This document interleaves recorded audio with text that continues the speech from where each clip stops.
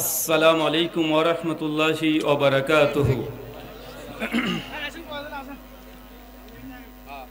ইন্নাল হামদালিল্লাহি নাহমাদুহু ওয়া নাস্তাঈনুহু ওয়া নাস্তাগফির ওয়া নাউযু বিল্লাহি মিন শুরুরি আনফুসিনা মিন সাইয়্যাতি আমালিনা মান ইয়াহদিহিল্লাহু ফালা মুদিল্লা লাহু ওয়া মান ইউদ্লিল ফালা হাদিয়া লাহু وأشهد أن لا إله إلا الله وحده لا شريك له وأشهد أن محمدا عبده ورسوله أما بعد فإن خير الحديث كتاب الله وخير الهدي هدي محمد صلى الله عليه وسلم وشر الأمور محدثاتها وكل محدثة بدعة وكل بدعة ضلالة وكل ضلالة في النار.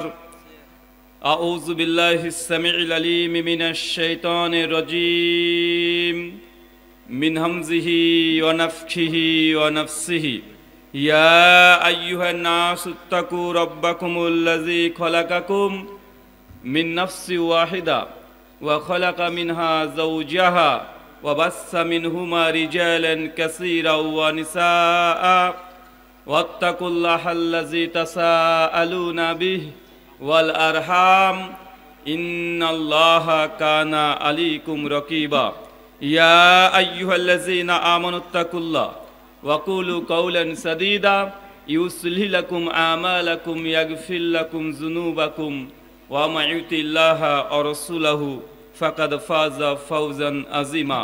قال رب اشرح لي صدري ويسر لي امري واحلل عقدة من لساني يفقهوا قولي ربي زدني علما وزدني فهما.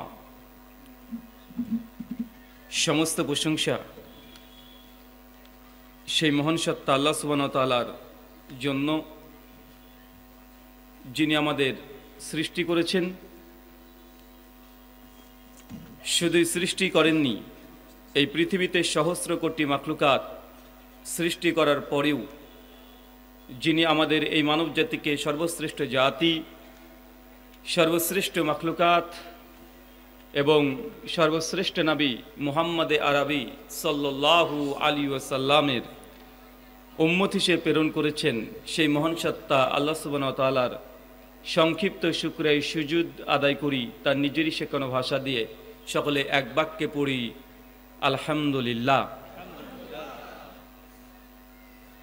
কামালের পাড়া বাজার আহলে হাদিস কেন্দ্রীয় জামে মসজিদের উন্নতিকল্পে এবং পরিচালনায় আজ পঞ্চম বার্ষিকী আজিমুশান ইসলামী মহাসম্মেলন 2025।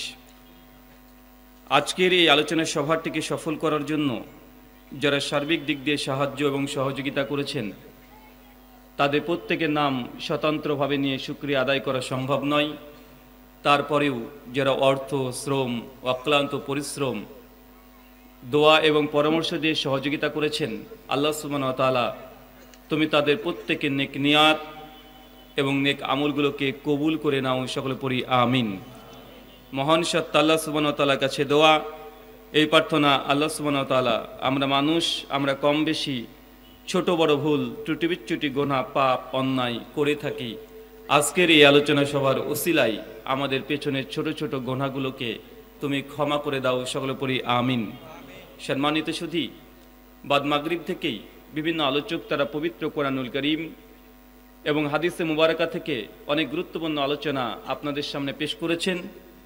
আজকের এই আলোচনা সভার অন্তিম লগ্নে আপনাদের সামনে উপস্থিত হয়েছি নির্দিষ্ট একটি বিষয়ের উপরে কোরআনুল কারীম এবং হাদিসে মুবারাকা থেকে কিছু বলার উদ্দেশ্যে। আজকে যে বিষয়ে গুরুত্বপূর্ণ আলোচনা হবে, আলোচ্য বিষয় গুনাহ থেকে বাঁচার উপায়। কি বললাম বলেন তো? আমরা গুনাহ করি, গুনাহ হয়। আহলুস সুন্নাহ ওয়াল জামাতের ইজমাই আকীদা, যারা আদম সন্তান, যারা মানুষের সন্তান, তাদের দ্বারা ভুল ত্রুটি বিচ্যুতি গুনাহ অন্যায় জুলুম এটা অস্বাভাবিক কিছু নয়। এটা আমাদের দ্বারা সংঘটিত হবে, এটাই ঠিক। জামে তিরমিজি হাদিস নাম্বার 2499, সনদ হাসান। শেখ আলবানী, শেখ শোয়াইব আরনাউত রহিমাহুল্লাহ সনদকে হাসান সহি বলেছেন। আল্লাহ নবী আলাইহিস সালাম বলছেন, কুল্লু বানি আদম খাত্তাউন, প্রত্যেক আদম সন্তান যে মানুষ, তার দ্বারা ত্রুটি বিচ্যুতি ভুল অন্যায় হবে, এটাই স্বাভাবিক।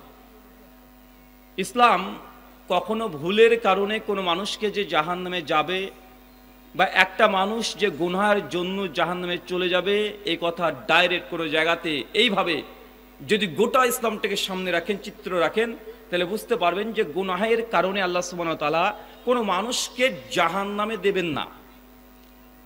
পৃথিবীতে এমন কোনো গুনাহ বা পাপ বা অন্যায় সৃষ্টি হয়নি যার কারণে আল্লাহ সুবহানাহু ওয়া তাআলা ওই গুনাহ করার কারণে তাকে জাহান্নামে দেবে। এখন প্রশ্ন আসতে পারে যে রুহুল আমিন ভাই কি বললেন, শিরিক তো সবচেয়ে অনেক বড়, মস্ত বড় জুলুম, অন্যায়। কেউ যদি শিরিক করে তবে কি তাকে জাহান্নামে দেবে না?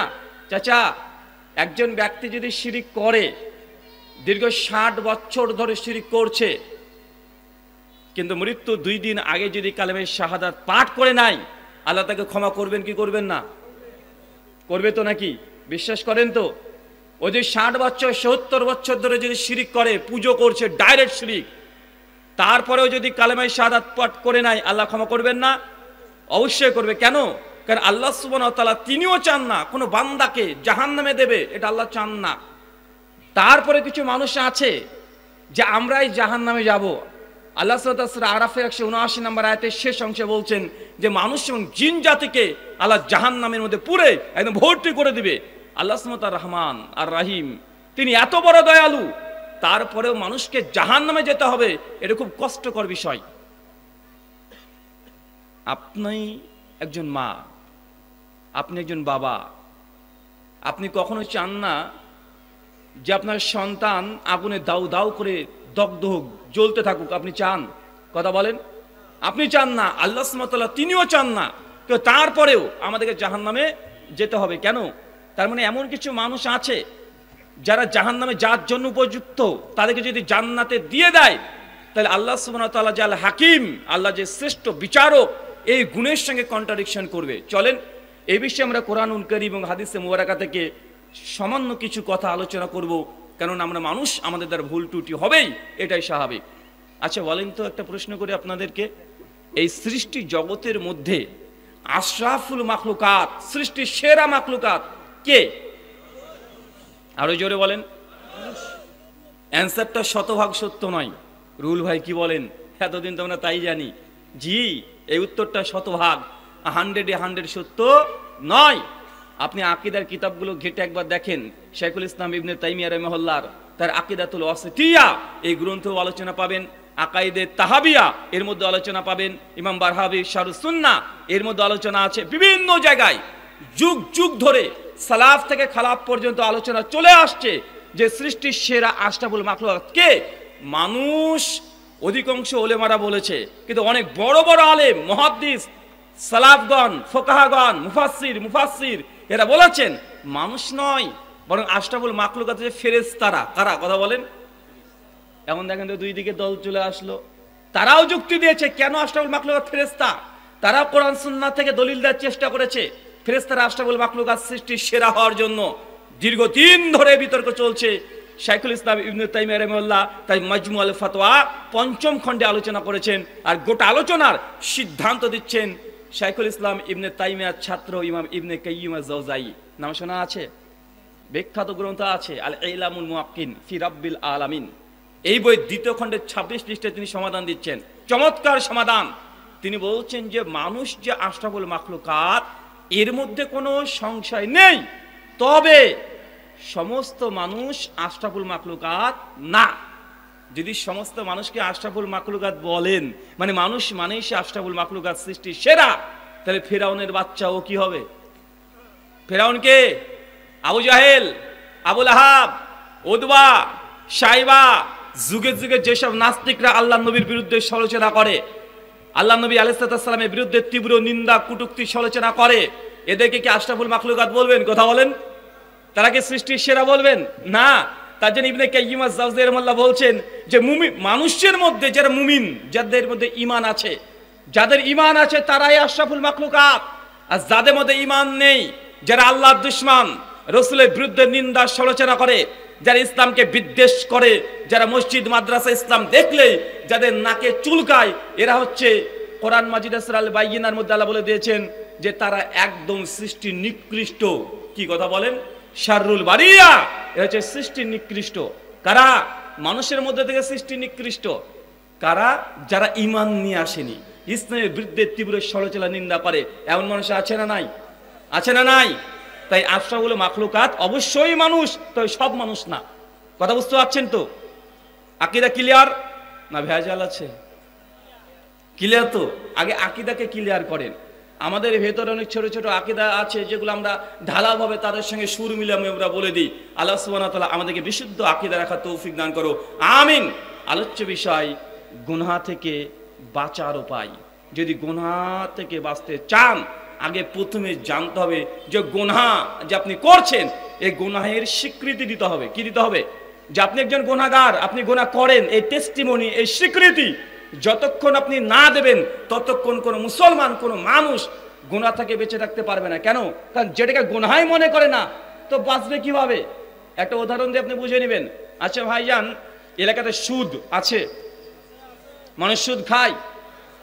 আচ্ছা, কোন মানুষ যদি সুদকে যদি হারাম মনে না করে, সে কি এই সুদের গুনাহ থেকে বেঁচে থাকতে পারবে?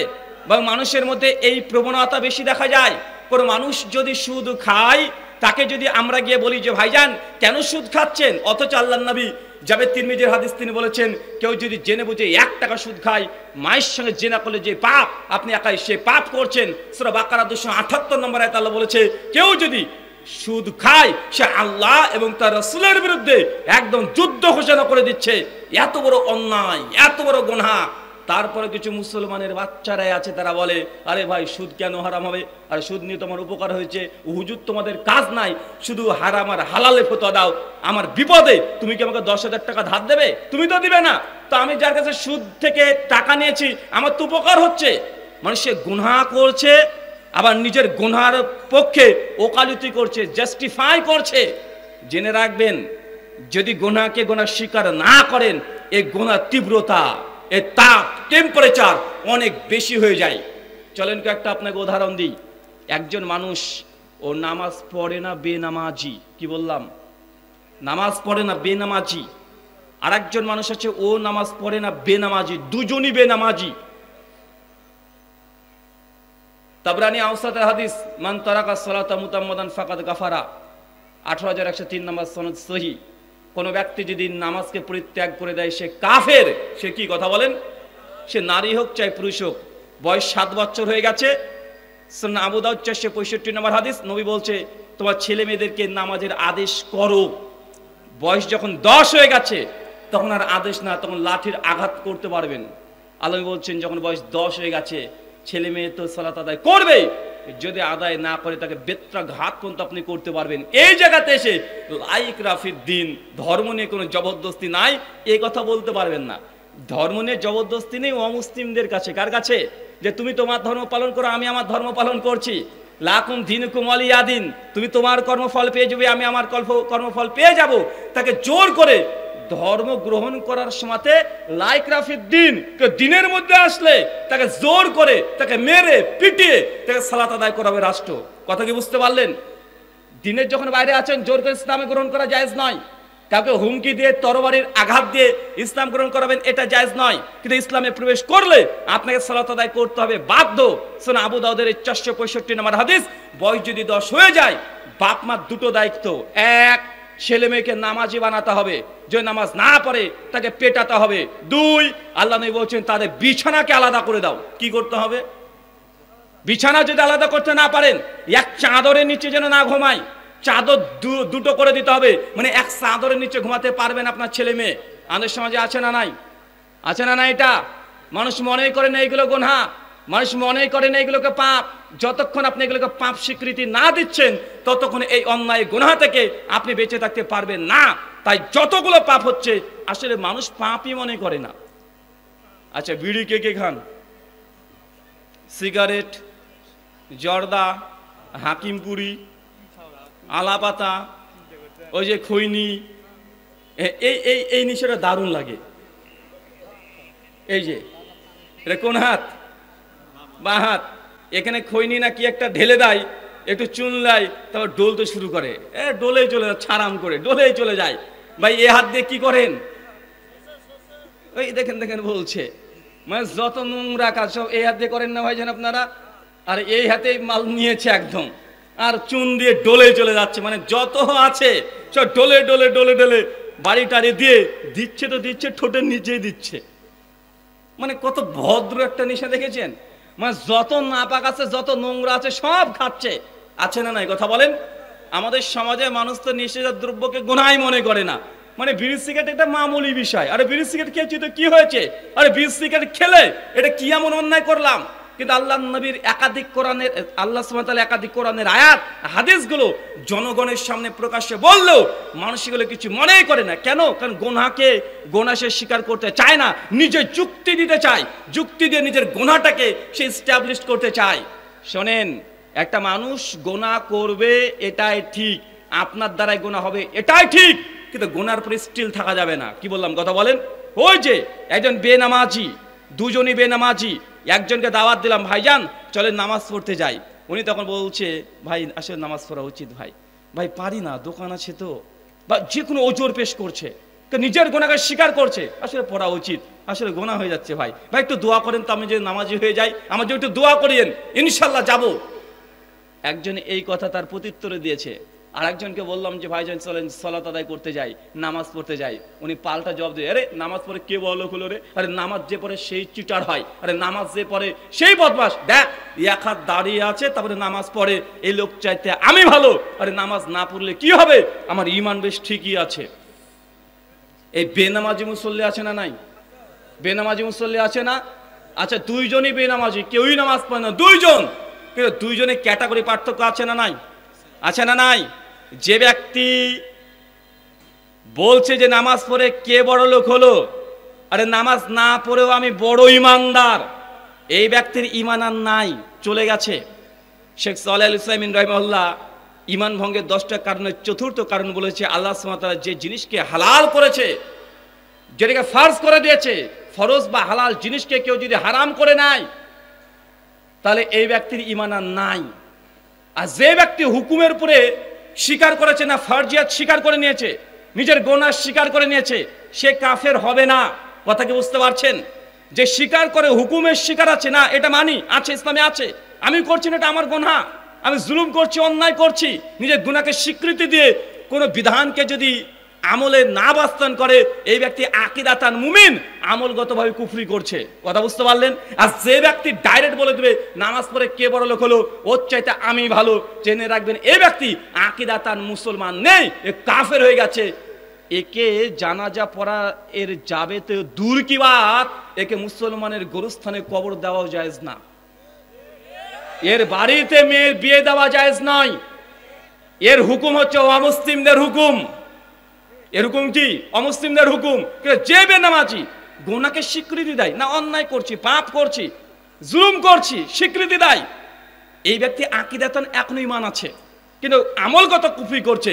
তাই গুনাহকে ক্যাটাগরি বুঝেন। খবরদার, নিজে আমল করছেন না বিধায় আপনি কোন ফরজ আইনকে, ফরজ বিধানকে, ইসলামের আইনকে আপনি কটূক্তি করলে আপনার মধ্যে আর মোদির মধ্যে কোনো পার্থক্য নাই, দুজনই এক ক্যাটাগরিতে। কারণ ইসলামকে নিয়ে কটূক্তি করা, পবিত্র কোন একটা অক্ষরকে নিয়ে কেউ যদি কটূক্তি করে, ও ডাইরেক্ট কোনো সন্দেহ ছাড়াই সে কুফরি করেছে, আকীদাতান সে কাফের হয়ে গেছে। তাই সাবধান, ইসলামের কোনো বিধানকে নিয়ে কোনো সময় নিজে গুনাহ করছেন ঠিক আছে, কিন্তু এটাকে জাস্টিফাই করতে যান না, চোরের মার বড় গলার মতো আচরণ করতে যান না, তার ঈমানটাই ধ্বংস হয়ে যাবে। আল্লাহ সুবহানাহু ওয়া তাআলা বুঝার তৌফিক দান করে, আমিন। আপনাকে আরেকটা উদাহরণ দিই, পাপ এক, কিন্তু টেম্পারেচার বৃদ্ধি পেয়ে যাবে।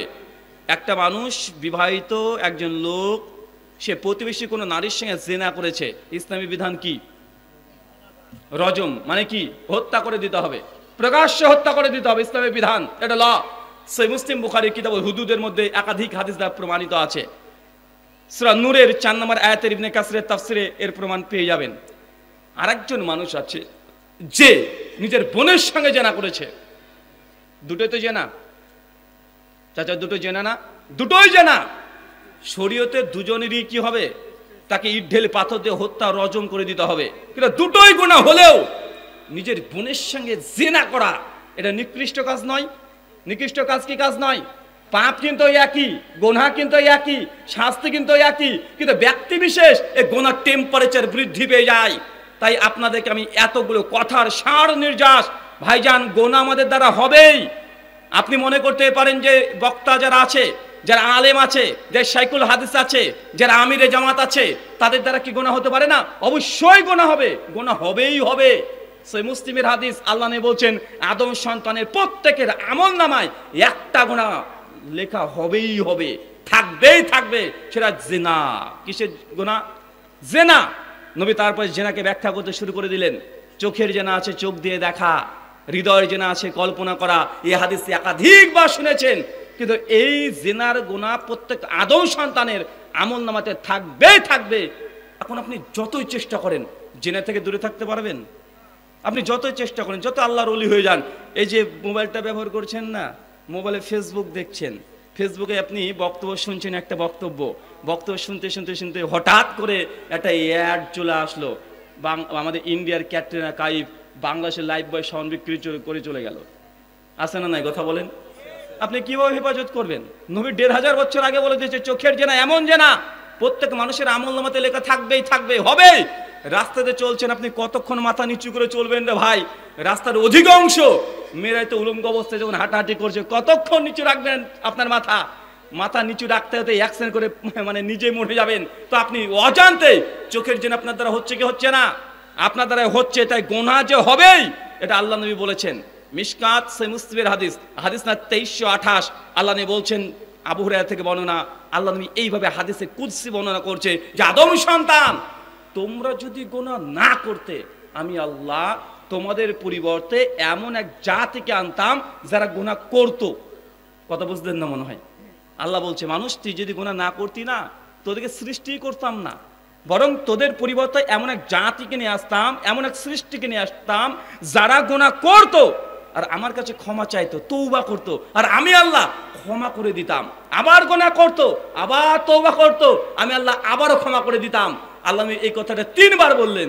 তার মানে কি বুঝলেন? যে আমার দ্বারাই আপনার দ্বারাই গুনাহ হবে, নিশ্চিত হবে। এখান থেকে একটা পয়েন্ট মনে রাখেন তো ভাইজান, আল্লাহ বলছে গুনাহ না হলে আদম সন্তানের পরিবর্তে অন্য কোন সৃষ্টিকে রচনা করতেন আল্লাহ। তার মানে কি আল্লাহ চাচ্ছেন যে আমরা গুনাহ করি? অনেক মানুষ আমার এটাই বুঝে নেবে যে আল্লাহ তো বলছে যে গুনাহ করবে আর তওবা করবে, ক্ষমা করে দেবো। ইমাম বাইহাকি রাহিমাহুল্লাহ তার আসমা সিফাতের মধ্যে এই হাদিসের ব্যাখ্যা করেছেন। শাইখুল ইসলাম ইমাম নববী রাহিমাহুল্লাহ সহিহ মুসলিমে সারা করতে গিয়ে তিনি ব্যাখ্যা করে বলছেন যে আল্লাহ কেন বললেন মানুষ যদি গুনাহ না করতো অন্য এক জাতি আনতো যারা গুনাহ করতো। এর কথার উদ্দেশ্য হচ্ছে এটা যে আল্লাহ সুবহানাহু ওয়া তাআলার অনেকগুলো নাম আছে, তার মধ্যে আর রহমান, আর রাহিম, তাওয়াবুর রহিম, আল্লাহ অসীম করুণাময় পরম দয়ালু। তো মানুষ যদি তোমরা গুনাহ না করতে তো আল্লাহ কাকে দয়া করতো? প্রশ্ন আসবে কি আসবে না? এই জন্য মানুষ যে গুনাহ করবে এটা আল্লাহ সুবহানাহু ওয়া তাআলার সিফাতের সঙ্গে কানেক্টেড। মানুষ যদি গুনাহ না করতো, আল্লাহর অনেকগুলো গুণবাচক নাম, আল্লাহর বিশেষণ, আল্লাহর অ্যাট্রিবিউটস, আল্লাহর সিফাত, এগুলো অকেজ হয়ে যেত। এই জন্য মানুষ গুনাহ করবে এতটুকু জানেন। আর যে বলে আমার গুনাহ হয় না, অনেক পীর সাহেবকে দাবি করা হয় যে ও নাকি কোনো গুনাহই করে না, তার জন্য তওবাও করে না। অথচ আমাদের নবী আলাইহিস সালাম প্রতিদিন ৭০ থেকে ১০০ বার তিনি নিজে তওবা ইস্তেগফার পাঠ করতেন। আর আমাদের সমাজে কি আছে, কাউকে যদি ভুল করে একবার বলছে ভাইজান এই অন্যায় করেছিস, তুই জুলুম করলি, তওবা কর, তওবা কর। এই তওবা করতে বললেন মানে এই আপনি তওবা করতে বলার কে? মানে কাউকে তওবা করতে বললে ও ইগোতে নিয়ে নাই, প্রেস্টিজে নিয়ে নাই, নেয় কি নেয় না? কথা বলেন। আরে তওবা করা তো মুমিনদের গুনাবলী, আর যারা তওবা করে না এ তো বেঈমানদের গুনাবলী। আল্লাহ সুবহানাহু ওয়া তাআলা নবী আদমকে জান্নাতে একটা আদেশ করেছিলেন, যাও করে জান্নাত তোমার, গাছের কাছে যাবে না। নবী আদম আলাইহিস সালাম আল্লাহর এই আদেশকে লঙ্ঘন করেছে, নিজেই সঙ্গে সঙ্গে বুঝতে পেরেছে, দোয়া করতে শুরু করে দিয়েছে, রব্বানা জালামনা আনফুসানা, আল্লাহ তাকে ক্ষমাও করেছে কি করে নাই? কিন্তু ইবলিস, আল্লাহ তাকেও একটাই আদেশ করেছে, এই ইবলিস তুই সিজদা কর। ইবলিস সিজদা করলো না, তো নবী আদম একটা আল্লাহর আদেশকে লঙ্ঘন করেছে, ইবলিস নবী আল্লাহ সুবহানাহু ওয়া তাআলার একটা আদেশকে লঙ্ঘন করেছে। কিন্তু ইবলিস কি করেছিল? ক্ষমা চাওয়ার পরিবর্তে নিজের গুনাহকে জাস্টিফাই করার চেষ্টা করেছিল, যুক্তি দিয়ে, তথ্য দিয়ে আল্লাহর সঙ্গে বাহাস করার চেষ্টা করেছে। তার জন্য সে আজকে ইবলিস, শয়তান। তাই গুনাহ যদি হয়ে যায়, গুনাহকে নিয়ে কখনো নিজে ওকালতি করতে যাবেন না, স্বীকৃতি দেন। অন্যায় হয়েছে, আমার কাছে তওবা করতে হবে, হুজুরের কাছে তওবা করতে হবে, এমনটা নয়। আল্লাহর কাছে নিজে কাঁদেন, নিজে বলেন যে আল্লাহ অন্যায় করলাম, গুনাহ হয়ে গেল। তবে এটা আদম ইসলামের বংশের পরিচয়, আদমের সন্তানের পরিচয়। কিন্তু গুনাহ করার পরে স্টিল থাকা, যুক্তি দেওয়া, এটা কার? এটা শয়তানের বাচ্চার কাজ। কার? এটা ইবলিশের বাচ্চার কাজ। তাই এখন ইবলিশের বাচ্চা হবেন না আদম আলাইহিস সালামের নেককার পরেজগার বাচ্চা হবেন, এটা আপনাদেরকে ডিসাইডেড করতে হবে। তাই আমরা প্রথম কথা বুঝলাম, গুনাহ থেকে বাঁচার জন্য গুনাহকে স্বীকৃতি দেওয়া। আচ্ছা, আপনাদের এলাকায় বিয়ে হয়? কে কে বিয়ে করেছেন? হাত তোলেন। চাচা, আপনি বিয়ে করেননি? চাচা তুলেছে, মাশাআল্লাহ। বসেন, হাত নামিয়ে দেন। আচ্ছা, যারা বিয়ে করেননি তারা একটু হাত তোলেন তো। মাশাআল্লাহ, কত গো,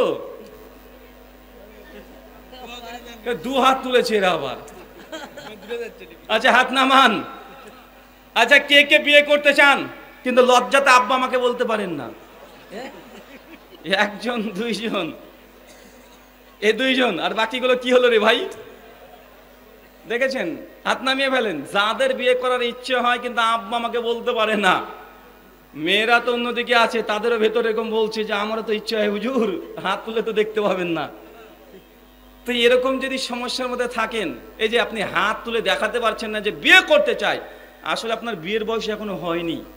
যখন বাপকে বলতে পারবেন আব্বা আমার বউ লাগবে, তখন আপনার যোগ্যতা অর্জন করেছেন। আর যতদিন বলতে না পারছেন, লজ্জা লাগছে, ও বাড়িতে গিয়ে ফিডারে দুধ খান, না হলে রোজা রাখেন। কি রাখবেন? কি রাখবেন? সিয়াম, রোজা রাখবেন। এছাড়া আপনাদের কোনো কাজ নাই। আরে বিয়ে করবেন, বউ দরকার, এটুক বাপেরকে বলার ক্ষমতা নাই, তো আপনি কিসের পুরুষ হলেন? এখনো ছোটই আছেন, আপনি রোজা রাখতে পারেন, মানে সিয়াম পালন করেন। আচ্ছা চাচা, বিয়ে যখন করেছিলেন আপনারা শ্বশুর বাড়ি থেকে কি কে নিয়েছিলেন? সত্যি করে বলবেন, একদম সত্যি বলবেন, কে কি নিয়েছেন? হ্যাঁ,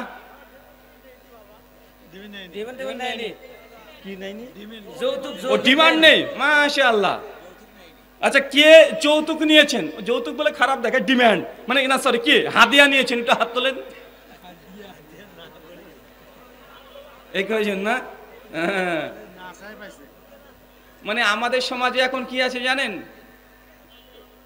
বলে বিয়ে বাড়িতে দেখাচ্ছে বিয়ে ফাইনাল হয়ে গেছে, ছেলে পক্ষ মেয়ে পক্ষর বাড়িতে গিয়েছে, মেয়েকে পছন্দ হয়ে গেছে, 2 বিয়াই একসঙ্গে বসেছে, বলছে আমাদের তো মেয়ে পছন্দ হয়ে গেছে, আগামী 20 তারিখে তাহলে বিয়েটা ফাইনাল। জি ফাইনাল। মেয়ে পক্ষ তখন বলছে ছেলে পক্ষকে যে ভাই তাহলে বলেন যদি আপনাদের কিছু দাবি দাওয়া থাকে। আরে আপনার মেয়ে মানে আমার মেয়ে, কিসের দাবি? আরে আপনার মেয়েকে নিয়ে যাবো, এটাই তো আমার, আবার কিসের দাবি? এমন ভাই ফেরেশতার মতো কথা বলেছে বেচারা, বিয়ে ফাইনাল হয়ে গেছে। বিয়ের ঠিক 3 দিন আগে রাত্রিবেলাতে ছেলে পক্ষর বাপ মেয়ে পক্ষর বাপকে ফোন করছে, ভাই কেমন আছেন? জি আলহামদুলিল্লাহ। বিয়ের সময় তো ঘনিয়ে এলো। জি ভাই ঘনিয়ে তো এসেছে, তো প্রস্তুতি কেমন? বলছে আলহামদুলিল্লাহ, যত দাওয়াত দেওয়ার দরকার ছিল সব দিয়ে দিয়েছি। তো বলছে আপনারা কতজন আসবেন? বলছে আর কতজন আসবো, আমার বংশ বড় তো, ওই 150 জন হবে। দেখেছেন কত বড় খাটাস, মানে নিজের টাকা দিয়ে খাওয়াচ্ছেন ভাব। বলছে বংশ বড়, তাই মেয়ের বাড়িতে 150 জন গ্রামবাসীকে নিয়ে যাচ্ছে। বেটা তোমার বংশ বড়, তুমি খাওয়াবা, তো বিয়ের পরের দিন ওলেমা করে গোটা 14 গোষ্ঠীকে খাওয়াও, মেয়ের বাড়িতে গিয়ে কেন? আসে না নাই কথা বলেন? আর যারা বরযাত্রী যায় জেনে রাখবেন, যদি মেয়ের বাপের উপরে জুলুম হয়ে যায়, কি হয়ে যায়? মেয়ের বাপ চায় না অতগুলো, মেয়ের বাপের সামর্থ্য আছে 50-60 জনকে, আর আপনি নিয়ে যাচ্ছেন 150 জনকে। এর জন্য আমি বলেছি বরযাত্রী যারা, এরা বড় ক্রিমিনাল, এরাও ক্রিমিনাল। আরে ভাই চায় না ওরা। আর যেসব যুবকরা বিয়ে করতে যাবেন, আরে ভাই বিয়ে করার সময়তে শুধু হুজুর একটা না নিয়ে গেলেও হবে, মেয়ে পক্ষের বাড়িতে একটা হুজুর রেখে দেবেন, আপনারা বাপ বেটা 2 ভাই চলে যাবেন, আর কেউ দরকার নেই। আপনি তো পুরুষ মানুষ, আপনার এত লাগবে কেন রে ভাই? এত তো আপনার প্রয়োজন নেই। মেয়ের বাড়িতে মেয়ের 10 জন যা আছে তারা থাকবে, মেয়ের বাপে যা মন চায় তাই করবে, কিন্তু আপনি ডিমান্ড করে যাচ্ছেন, তো ভাই এত যদি শখ, মেয়ের বাপকে 1 লক্ষ টাকাকে দিয়ে দিবেন যে ভাই দেখেন আসলে আমার তো একটাই ছেলে, আমার তো খুব শখ যে আমার ছেলের বিয়ে দিব, আপনার কাছে যাব, গ্রামবাসীর মানুষের শখ যে আপনার বাড়িতে যাবে দেখবে, তো এই 1 লক্ষ টাকা আপনাকে আমি দিচ্ছি, আপনি একটু আমার অতিথি যারা যাবে একটু দেখবেন ভাই। আপনাকে এইভাবে কাকুতি মিনতি সুরে আপনাকে বলতে হবে, নচেত দাম্ভিকতার সঙ্গে বলছেন আরে 100 জন নিতে পারবেন না তো বিয়ে দিচ্ছেন কেন মেয়ের, মনে হচ্ছে ওর বাপের টাকা দেখা হচ্ছে ভাই। দেখা যায় কি যায় না কথা বলেন? আরে এটা তো হয়েছে, একটু পরে আবার বলছে বিয়াই শোনেন আমার ছেলে না, মানে ছেলের বাপ বলছে আমার ছেলে না, কঠিন বুদ্ধি, মারাত্মক পর্যায়ের বুদ্ধি, ওর বিজনেসের যা মাইন্ড। এই তো একটা দোকান কিনেছে রাজশাহীতে, ঢাকাতে একটা দোকান নিয়েছে, কিন্তু আমার ছেলে ইনভেস্ট করার মতো সামর্থ্য নাই। যদি ওর টাকা থাকতো না একদম দেখে দিত, গোটা বগুড়া শহরকে কিনে নিত। চাচা বলেন তো কি বোঝাতে যাচ্ছে ছেলের বাপ? মেয়ের বাপকে যে হঠাৎ করে ফোন করে বলছে, ছেলের বিশাল প্রশংসা করে বলছে যে ওর বিশাল বিজনেস মাইন্ড, ওর দোকান আছে কিন্তু মাল নাই, টাকা তোলার জন্য মাল লাগবে, যে টাকা থাকতো ওটা বগুড়া কিনে নিত। তার মানে কি বলছে ও, মানে ও ডিজিটাল কায়দায় ও এখন যৌতুক নিতে চাচ্ছে, আছে না নাই? বিয়ের দিন বলছে কোনো নেই। আর কিছু কিছু তরুণ ভাইয়েরা আছে, ওরা আবার বলছে রুহুল আমিন ভাই আমি যখন বিয়ে করতে গিয়েছি না একদম ডাইরেক্ট বলে দিয়েছি নো ডিমান্ড, কোনো ডিমান্ড নাই। তো আমার শ্বশুর আমাকে একটা R115 গাড়ি দিয়েছে, নেওয়া যাবে? এমন আছে না নাই কথা বলেন? বলছে আবার নিজে দলিল দিচ্ছে যে নবী তো বলেছে হাদিয়া দেওয়া সুন্নাত, মানে হাদিয়া নেওয়া সুন্নাত, তো এতটুকু হাদিস বললেই হবে? হাদিয়া নেওয়া যেমন সুন্নাত, দেওয়া কি হারাম নাকি রে ভাই?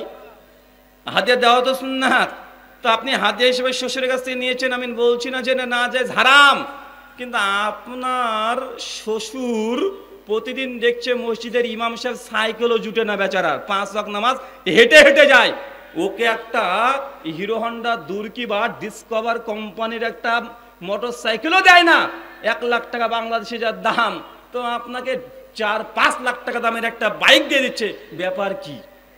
ডাল মে কুছ কালা হে, কালা নেই হে বলকি পুরা ডালই কালা হে। মানে আপনাদের মধ্যে সমস্যা আছে। আপনার শ্বশুর নিজে ভাঙা খাটও জুড়ে নি, চৌকিতে শুয়ে থাকে, উপরে টিনের ঘর, আর আপনার বাড়িতে 1.5 লাখ টাকা দামের খাট পাঠিয়ে দিচ্ছে, ব্যাপার কি?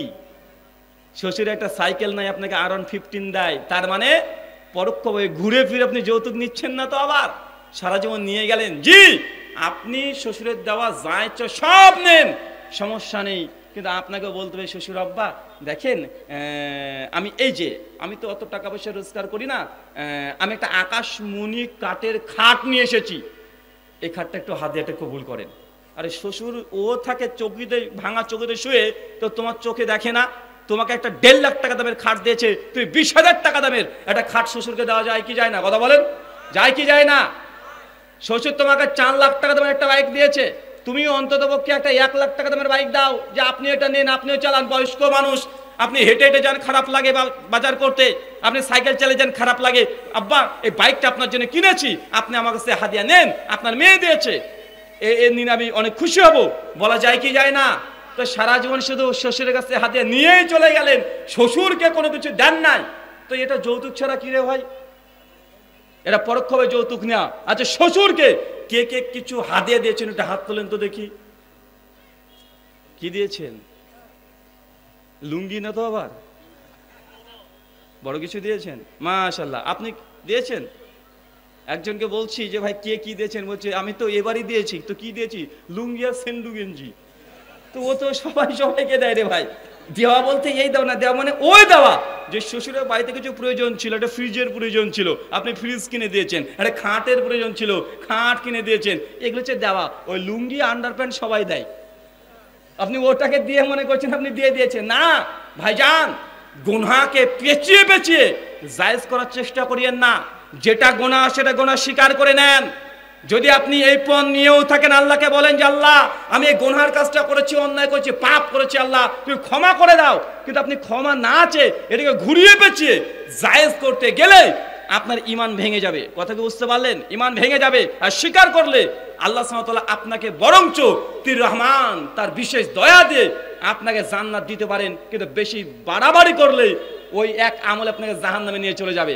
আল্লাহ সুবহানাহু ওয়া তাআলা বোঝার তৌফিক দান করো, আমিন। আচ্ছা, বিয়ের সময় ডিজে গান বাজে আপনাদের এলাকায়? হ্যাঁ, মাঝে মধ্যে বাজে। আচ্ছা বলেন তো, ডিজে যদি বিয়েতে বাজে নেকি কত হয়? জি, আরে বিয়ের আগে যদি আল্লাহকে নারাজ করে দেন, বিয়ের আগে যদি আল্লাহকে নারাজ করে দেন, হারাম পদ্ধতিতে যদি বিবাহ সম্পন্ন হয়, মেয়ের বাপকে বলছি শুনে রাখেন, বিয়ের আগে 2 দিন আগে থেকে আপনি যেই হারাম কাজগুলো করেন, এই জন্যই আপনার মেয়ে বিয়ের পরে ও তালাক হয়। এই জন্যই ওই জামাই ওকে বেল্ট দিয়ে পেটায়। কেন? কারণ বিয়ের আগে আল্লাহকে নারাজ করে দিয়েছেন। করেন কি করেন না সমাজে? আছে না নাই?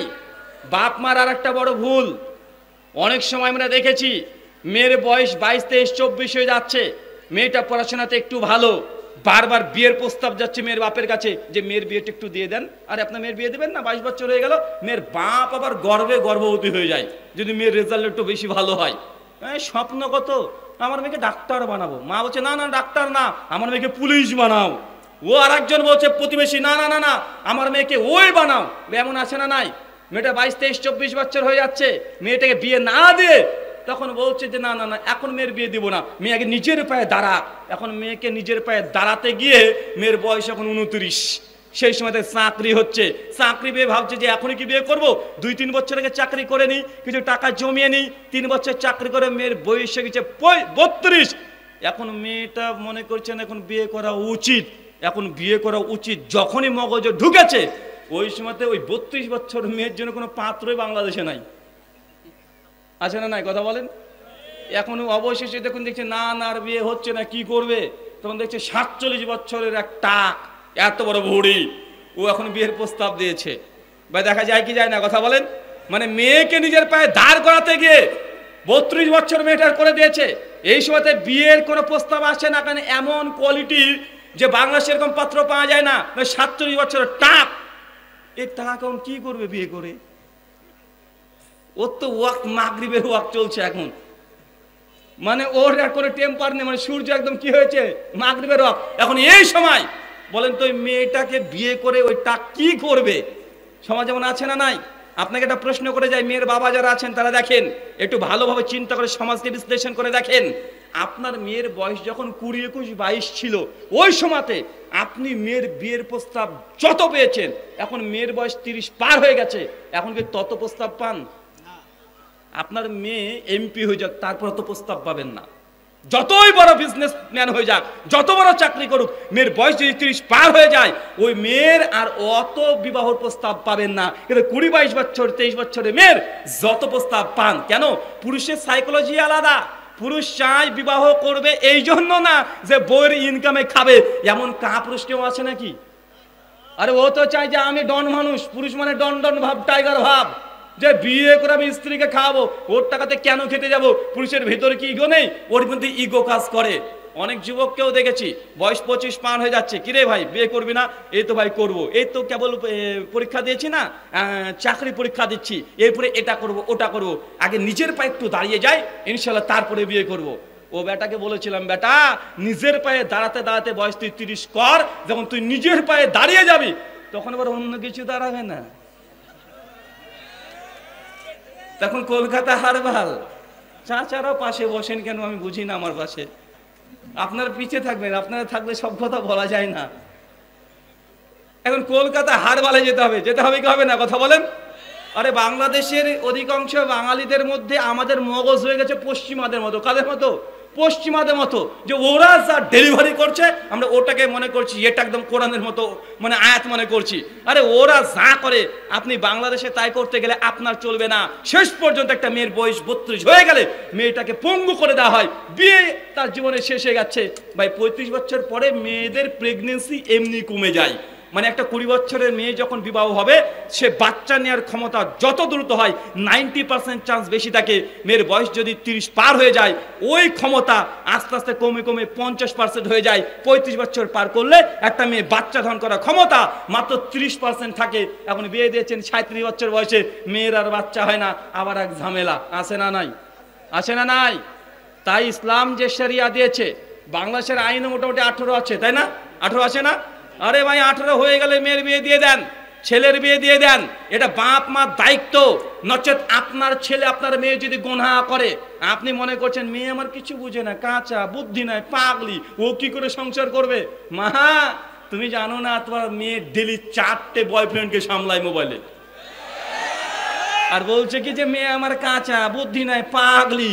মাকে জিজ্ঞাসা করেন যে মা তুমি কত বছর বয়সে বিয়ে করেছো? মা আবার হাসতে হাসতে বলে আমি তো পাগলি 13 বছরে বিয়ে করেছি। তোর আব্বা রাত্রিবেলাতে দেখতে গেল, রাত্রিবেলাতে পছন্দ হয়ে গেল, সে রাত্রিবেলাতে বিয়ে করে নিয়ে চলে আসলো।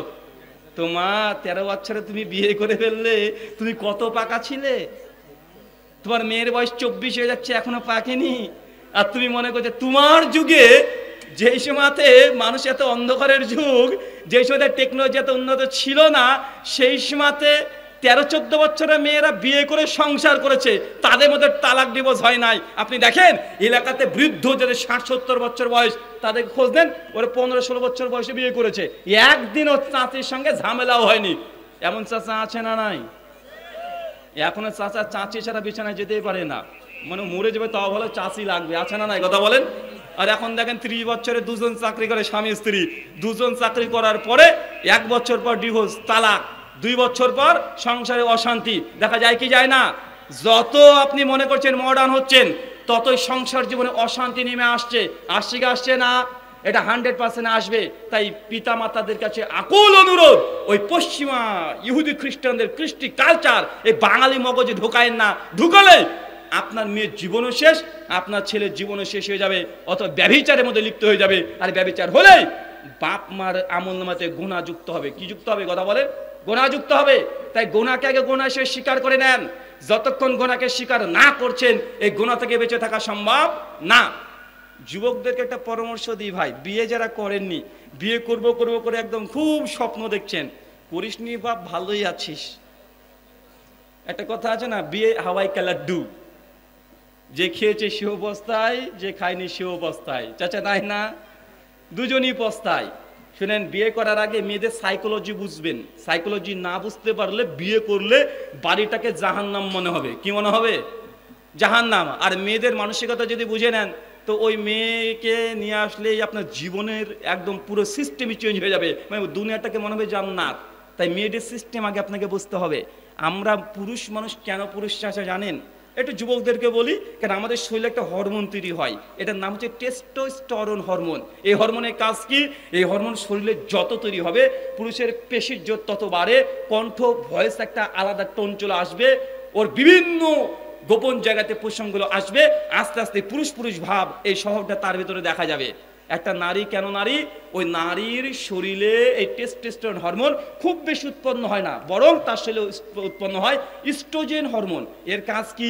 যত এই হরমোনটা উৎপন্ন হবে, মেয়েটার হাত পা আস্তে আস্তে নরম হতে শুরু করবে, তার নারীর শরীরে একটা ফিগার চলে আসবে অটোমেটিক, তার মধ্যে কণ্ঠটা নরম হতে শুরু করে দিবে। ইস্ট্রোজেন হরমোনের অনেক কাজ, তার মধ্যে একটা কাজ, ও বেশি বেশি সন্দেহ করবে, পুরুষের চাইতে বেশি। কি করবে? কথা বলেন চাচা। কি করবে? সন্দেহ করবে। চাচা আপনি বুঝেন না সন্দেহ কি জিনিস? বুঝেন না তো? কালকে এক কাজ করবেন, ওই কালুর দাদি আছে না, বয়স 70 হয়ে গেছে, কালুর দাদির সঙ্গে একটু বাগানে, আম বাগানে গিয়ে এমনি গল্প করবেন। আর চাষি যদি দূর থেকে দেখে না যে আপনি কালুর দাদি, ওর বয়স 70, আপনার 80, গল্প করছেন, তারপরে চাচি দৌড়তে দৌড়তে ঝাঁটা নিয়ে এসে বলবে তোমার বয়স 80 হয়ে গেল, এখন লুচ্চামে যায়নি না? বলবে কি বলবে না? কারণ মেয়েরা হচ্ছে কি সন্দেহপ্রবণ। আরে হসপিটাল যদি আপনি ভর্তি থাকেন, আর নার্স যদি আপনার সেবা করে, পাশে বউ থাকলেও রিক্স। এই তুমি ওইদিকে তাকালে কেন, চলো বাইতে চলো, তোমাকে দেখাচ্ছি, বা আছে না নাই? কথা বলেন। মানে আপনি বাইকে চলে বউকে নিয়ে যাবেন, আপনি চালাচ্ছেন, হরেন দিয়েছেন, কোনো মেয়ে যদি যায়, বউ এক খোঁজো, এই তাকালে কেন, তাকালে কেন, আছে না নাই? কথা বলেন। এরা হচ্ছে সন্দেহপ্রবণ। আর এই সন্দেহ এসছে এদের শরীরের মধ্যে, যে হরমোন আসছে, হরমোনটা তৈরি করে। তাই এই জিনিসটাকে ঠিকঠাক রাখবেন, যে ওরা সন্দেহ করবে। সব সন্দেহতে যদি কান দিতে যান, তাহলে বাড়িকে জাহান্নাম বানিয়ে দিবে। 2, এস্ট্রোজেন হরমোনের আরেকটা কাজ কি জানেন? এই যে আমরা প্রতিদিন কথা বলছি না, আমি এখন, আপনারা কথা বলেন না, মানুষ যতগুলো কথা বলে না, ব্রেন থেকে এটা তৈরি হয়, এই ওয়ার্ডগুলো তৈরি হয়। প্রত্যেকটা জিনিসের একটা লিমিটেশন আছে। একসময় যদি সবাই চিৎকার মারেন, কোনো মানুষের কথা শুনতে পাবেন না। কেন? এই শোনার শ্রবণ শক্তি একটা লিমিটেশন আছে। লিমিটেশনের বাইরে চলে গেলে শুনতে পাবেন না। অনেক দূরের জিনিস একটা লেখা আছে, আপনি দেখতে পাবেন কিন্তু পড়তে পারবেন না। কেন? দৃষ্টিশক্তির একটা সীমা আছে। ঠিক আমি যে কথা বলছি, আপনি যে কথা বলেন, এই কথা বলারও একটা কি আছে, লিমিট আছে। তো একটা পুরুষ মানুষের শরীরে প্রতিদিন 3 লক্ষ অক্ষর তৈরি হয়। ব্রেন কত লক্ষ অক্ষর আপনাকে সাপ্লাই করবে? 3 লক্ষ। কত লক্ষ? 3 লক্ষ। এই জন্য যেই দিন দেখবেন যে 3 লক্ষর অতিরিক্ত কথা বলে ফেলেছেন, ওই দিন আর কথা বলতে আপনার ভালো লাগবে না, শরীরটা ম্যাচ করবে, মানে বিরক্ত চলে আসবে। কেন? কারণ 3 লক্ষ শব্দ তৈরি হয়, এটা আজকে ফুরিয়ে ফেলেছেন। তো একজন পুরুষ মানুষ ও ব্যবসা করে, কাস্টমারের সঙ্গে কথা বলে 3 লক্ষ ওয়ার্ড শেষ। যে শিক্ষক ছাত্রকে পড়া বুঝে 3 লক্ষ শব্দটা শেষ। কিন্তু মেয়েরা বাড়িতে আছে, আপনি জানেন ওদের শরীরে কত অক্ষর তৈরি হয়, ওদের ব্রেন থেকে কত সাপ্লাই হয়, কতগুলো? চাচা 6 লক্ষ, ডবল। আপনি এখন বুঝতে পারছেন বউ কেন এত চিৎকার, মানে এত বেশি ভকে, মেয়েরা কেন একটু সবসময় মানে ওরা কথা বলতে থাকে। পুরুষ মানুষ এখানে আপনার আলোচনা শুনছেন, কথা বলছেন না। মায়েদের কাছে যান, নিশ্চিত 100%-এর মধ্যে 90% মেয়েরা এক অপরের সঙ্গে গল্প করছে আর বলছে আমার শাশুড়ি না এই করেছে, আমার জামাইটা না ওয়াই হয়েছে, আমার বেটি এই করেছে, চলছে গল্প। দেখেন আপনি পেয়ে যাবেন। কেন?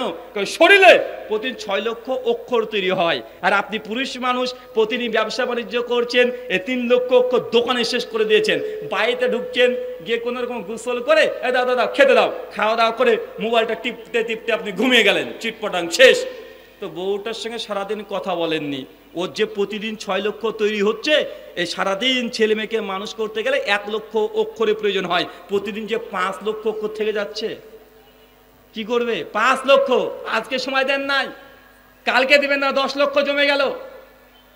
আর একদিন যদি আপনি স্টক রেখেন 15 লক্ষ, এই জন্য দেখবেন হঠাৎ এই 1 দিন 2 দিন করতে করতে সপ্তাহে দুম করে একদম বাস্ট করে দিবে, ফজর পর্যন্ত ঝামেলা চলবে। আছে না নাই? কথা বলেন। কেন? আপনি তাকে সময় দেননি। তার ব্রেনে প্রতিদিন তো এই অক্ষর তৈরি হচ্ছে, ও কত রোল নিবে, 1 সপ্তাহ পর দুম করে বাস্ট করবে, ওরা বাড়িতে পাড়ার লোক তখন জেনে যাবে যে আপনার সঙ্গে এখন ঝামেলা চলছে। এমন হয় কি হয় না? কে কে সমস্যা আছেন একটু হাত তোলেন। দেখেছেন? এই সাহস করছে না। যদি বলছে একবার যদি ক্যামেরায় দেখে নেয় বউ, আবার আজকে শুরু হয়ে যাবে। তাই ভাইজান, মেয়েরা যে অতিরিক্ত কথা বলে না, ওরটাকে দোষ দিয়ে লাভ নেই, আপনার স্ত্রীকে দোষ দিয়ে লাভ নেই। ও ইচ্ছাকৃত করে না, তাদেরকে আল্লাহ সৃষ্টি করেছেন এইভাবে। কথা বুঝতে পারছেন? মেডিকেলি তাদেরকে আল্লাহ এইভাবে তৈরি করেছেন, তাই ওকে দোষ দিয়ে লাভ নেই। তাই মেয়েদের সাইকোলজি আপনি আগে বুঝতে হবে, না বুঝলে বাড়িটাকে জাহান্নাম হয়ে যাবে। আলোচ্য বিষয় গুনাহ থেকে বাঁচার উপায়। প্রথম পয়েন্ট, গুনাহকে গুনাহ সে স্বীকার করে নেওয়া। 2, নেককার পরেজগার মজলিসে বেশি বেশি উঠা বসা করা। কি বললাম? কথা বলেন। নেককার পরেজগার মজলিসে বেশি উঠা বসা করা। যদি ইমানের টেস্ট পেতে চান, ভালো ভালো মানুষের সঙ্গে চলাচল করেন। বাংলাতে একটা প্রবাদ বাক্য আছে, সঙ্গদেশে কি, কথা বলেন, সঙ্গদেশে কি ভাসে? সঙ্গদেশে লোহা ভাসে। ভাসে কি ভাসে না? সৎসঙ্গে স্বর্গবাস, অসৎসঙ্গে সর্বনাশ। তাই আপনি কার সঙ্গে বন্ধুত্ব করছেন, কার সঙ্গে চলাচল করছেন, যতক্ষণ ভালো মজলিস আপনি নির্বাচন না করবেন, ততক্ষণ আপনি গুনাহ থেকে বাঁচতে পারবেন না। এই ব্যাপারে সে মুসলিমের 3104 নম্বর হাদিস, বিখ্যাত সাহাবী হানজালা রাদিয়াল্লাহু আনহু, তিনি একদিন মদিনার রাস্তাতে ছুটছেন আর কান্না করছেন, চিৎকার মারছেন। আবু বকর দেখছেন যে হানজালা ছুটে চলে যায়। আবু বকর দূর থেকে চিৎকার দিয়ে বলে, হানজালা কি হয়েছে, কোথায় যাচ্ছ তুমি? হানজালা বলছে, আবু বকর আমি হানজালা মুনাফিক হয়ে গেছি। চিন্তা করছেন সাহাবী বলছে যে আমি মুনাফিক হয়ে গেছি। আবু বকর বলছে, হানজালা কি বলো তুমি, তুমি মুনাফিক হয়ে গেছো মানে কি হয়েছে তোমার? হানজালার সঙ্গে বলছে, আবু বকর যখন নবীর মজলিসে আমি বসি, যখন মসজিদে আমি থাকি, আল্লাহ নবী যখন জান্নাত জাহান্নাম পারমার্থিক জীবনের কথা বলে, ওই সময় তোমার ইমানের তেজ অনেক উঁচু হয়ে যায়। আর যখন আমি মসজিদ থেকে দুনিয়াতে চলে আসি, ব্যবসা বাণিজ্য করতে শুরু করে দিই, স্ত্রী কন্যা পুত্র সন্তানের কাছে চলে যায়, সেই সময় আস্তে আস্তে ইমানটা কমতে থাকে। আবু বকর মনে হয় আমি মুনাফিক হয়ে গেছি। চিন্তা করতে পারছেন ভাই? এটা আপনাদের হয় কি হয় না? হয় কি হয় না? এটা আপনারও হবে। আজকে জুমার দিন যারা 5 ওয়াক্ত নামাজ পড়েন না, শুধু জুমার দিনে আপনারা সালাত আদায় করেছেন, দেখবেন অন্য দিনের চাইতে জুমার দিন একটা ইমানি জজবা একটা আলাদা কাজ করে কি করে না? এই জুমার দিনেই দেখবেন আপনার ভালো লাগবে, আপনার হৃদয়ে একটা আলাদা প্রশান্তি কাজ করবে। কেন? আপনি নেক আমল করেছেন বিধায় আপনার হৃদয়ের মধ্যে আল্লাহ সুবহানাহু ওয়া তাআলা শান্তি দিয়ে পূর্ণ করে দেয়। আবু বকর তখন বলছে হানজালাকে, হানজালা আরে আমারও তো একই অবস্থা। দুজন তখন ছুটছে, আল্লাহ রাসূলের কাছে চলে গেছে। যাওয়ার পরে বলছেন, আল্লাহ নবী কি হয়েছে আমার হানজালার, কি হয়েছে তোমার? সঙ্গে সঙ্গে উত্তর দিয়ে বলছে আবু বকর যে আল্লাহ নবী হানজালা মুনাফিক হয়ে গেছে। বিস্তারিত ব্যাখ্যা করা হচ্ছে। আল্লাহ নবী তখন চট করে বলছেন, শোনো হানজালা, আমার মজলিসে যখন বসো সেই সময় তোমাদের ঈমানি জজবা যা থাকে এটা যদি সর্বদা থাকতো না, তাহলে জান্নাত আসমান থেকে ফেরেশতা এসে তোর বিছানাতে প্রতিদিন মুসাফা করতো। কি করতো? মুসাফা করতো। যদি ঈমানের টেস্ট পেতে চান, নেককার মজলিসে উঠা বসা করেন, ধর্মীয় আলোচনাতে বেশি যা আশা করেন, মসজিদে 5 ওয়াক্ত নামাজ জামাতে পড়েন, অটোমেটিক দেখবেন আপনার ঈমানি জজবা বৃদ্ধি পাবে। যদি বিশ্বাস না হয় আগামী কাল থেকে শুরু করে দেন।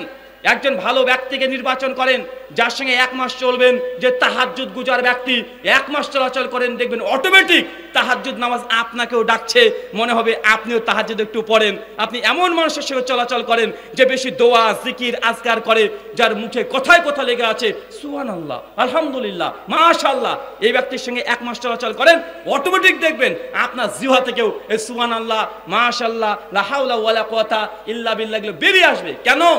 কারণ বন্ধু যেমন নির্বাচন করেন, অটোমেটিক আপনার মধ্যে সেই গুণাবলীটা চলে আসবে। এই জন্য অনেক ছেলেদেরকে দেখবেন ম্যাট্রিক দেওয়ার পরে খারাপ হয়ে যায়। কেন? সঙ্গ দোষে ওটা হয়েছে। কি দোষে হয়েছে? সঙ্গ দোষে হয়েছে। এই জন্য মাদেরকে আর বাবাদেরকে বলেছি, বিয়ে দেওয়ার আগে বেনামাজি ছেলেদেরকে মেয়ের বিয়ে দিবেন না। যদি দেন, মেয়েটাকে আপনার জাহান্নামে নিয়ে যাবে। কথা বুঝতে পারলেন না মনে হয়? একদিকে একটা হাফেজ আর একদিকে প্রাইমারি স্কুলের শিক্ষক, আপনার মেয়েকে কার সঙ্গে বিয়ে দিবেন? কার সঙ্গে দেন বলেন? কার সঙ্গে? ওই প্রাইমারি টিচার।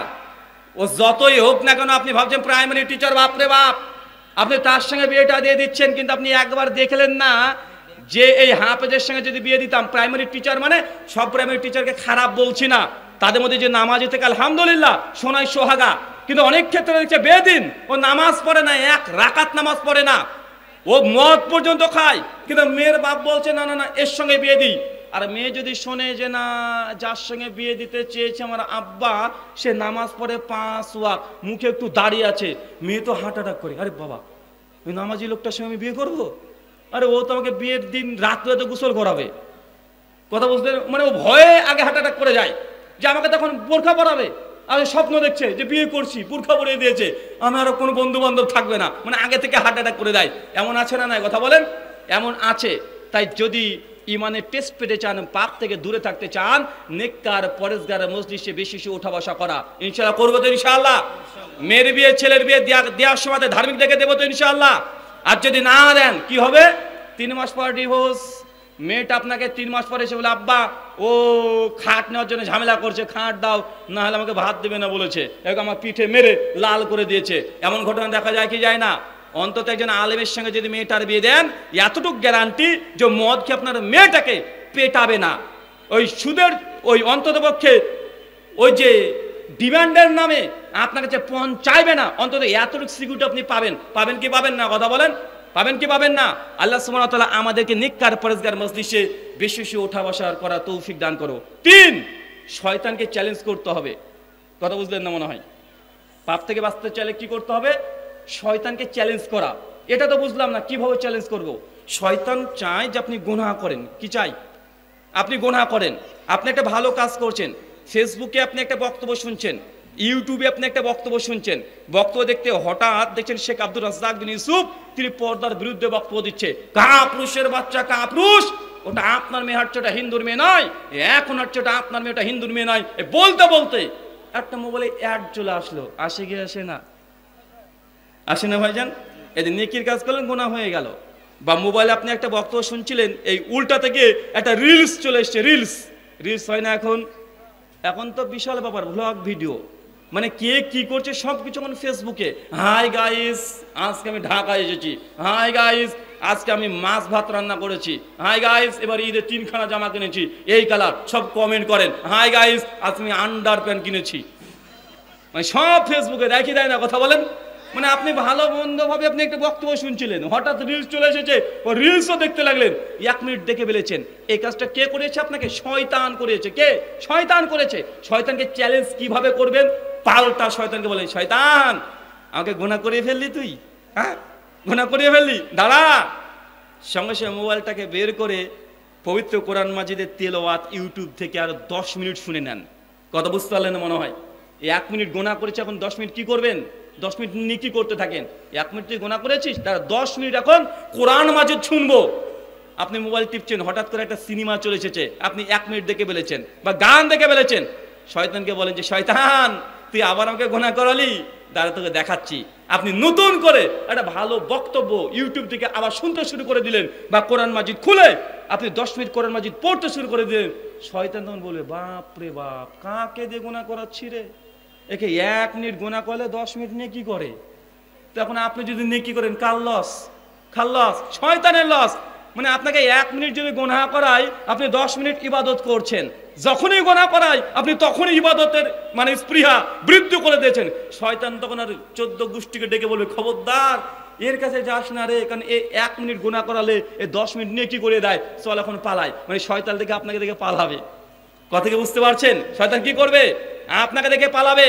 কারণ শয়তান একটা কৌশল, প্রথমে আপনাকে যে একটা গুনাহ করিয়ে নিবে, আর ওই গুনাহটাকে দলিল বানিয়ে আপনাকে অপমান করবে, আর আরেকটা ফরজ আমাল থেকে দূরে রাখবে। কিভাবে? একটা উদাহরণ দিয়ে আপনি বুঝতে পারবেন। হতে পারে আজকে আপনি কোনো মেয়ের সঙ্গে ফজরের আগ মুহূর্ত পর্যন্ত মেসেঞ্জারে ভিডিও করে কথা বলছেন। শয়তান তখন বলবে, কিরে লুচ্চাবি করলি এতক্ষণ, আবার মসজিদে নামাজ পড়তে যাবি, তো লজ্জা লাগে না? হ্যাঁ, তুই নামাজ পড়িস, মেয়েটার সঙ্গে গল্প করলি, আবার তুই নামাজ পড়তে যাবি? তুই জেনা করেছিস, তুই তো জেনাখোর, তোর নামাজ পড়ে কি হবে? মানে শয়তান এসে বলবে আপনাকে, নিশ্চিত বলবে, ওই তোর নামাজ পড়ে লাভ নাই। তাহলে আপনার মনে হবে যে না, আজকে আর জামাতে যাব না, বাড়িতে পড়িনি। এই যে শয়তান কি করে, মানে আগে একটা গুনাহ করিয়ে নিবে, আর ওই গুনাহকে সামনে রেখে আপনাকে অপমান করবে, অপমান করে দ্বিতীয় আর একটা গুনাহ করানোর চেষ্টা করে। আপনাকে কি করতে হবে? আপনি হয়তো জেনার গুনাহ করে ফেলেছেন, মেয়েটার সঙ্গে বাজে বাজে শব্দ বলে ফেলেছেন, কি করবেন? শয়তান বলবে, আরে তো লজ্জা নাই, তুই মসজিদে যাবি? তাহলে আপনি কি করবেন? শয়তান তুই গুনাহ করে ফেললে আমাকে, দাঁড়া। আপনি 15 মিনিট আগে আজকে জামাতে চলে যান, গিয়ে কোরআন মাজিদ খুলে একদম কোরআন মাজিদ পড়তে শুরু করে দেন, দোয়া তাসবিহ তাহলিল জিকির আজকারে মশগুল থাকেন। যদি আপনি এরকম করতে পারেন প্রতিদিন, নেকি বৃদ্ধি করতে শুরু করেছেন, গোনা চলছে, আবার নেকিও যত বেশি গোনা হয় তত বেশি নেকি করতে শুরু করেছেন, শয়তান অটোমেটিক আপনার কাছে পালিয়ে যাবে। কেন? শয়তান দেখছে এই ব্যক্তির কাছে গেলে আমার লস হয়, একে 5 মিনিট গুনাহ করলে এই 50 মিনিট নেকি করে। কথা কি বুঝতে পারলেন? কথা বোঝা যায় নাই? কয়টা আমলের কথা বলেছে গোনা থেকে বাঁচার জন্য? 1, গোনাকে গোনা হিসেবে স্বীকার করে নেওয়া। 2, গোনা যখন আপনি করছেন আপনার সঙ্গীর পরিবর্তন করেন, নেককার পরেজগার মজলিসে বেশি বেশি ওঠা বসা করেন, অটোমেটিক ইমানি জজবা বৃদ্ধি পাবে, গোনা তখন আপনাকে থেকে দূরে থাকার চেষ্টা করবে। 3, শয়তানের সঙ্গে চ্যালেঞ্জ করা, গোনা হয়ে গেলে নেকি করতে থাকা, যত বেশি গোনা তত নেকির পরিমাণ বৃদ্ধি করে দেন, শয়তান অটোমেটিক পালাবে। ইনশাআল্লাহ করবো তো ইনশাআল্লাহ। আল্লাহ সুবহানাহু ওয়া তাআলা বিগত দিনে যত গুনাহ কাবিরা গুনাহ সাগীরা করেছে, আল্লাহ সুবহানাহু ওয়া তাআলা প্রকাশ্যে গোপনে সমস্ত গুনাহ তুমি ক্ষমা করে দাও। সকলে বলি আমিন। আমাদের মধ্যে যারা অসুস্থ আছে, আল্লাহ সুবহানাহু ওয়া তাআলা তুমি আর শাফি, তুমি সুস্থতা দানকারী, আমাদের প্রত্যেককে সুস্থতা দান করো, পড়ি আমিন। জি শেখ, প্রশ্ন উত্তর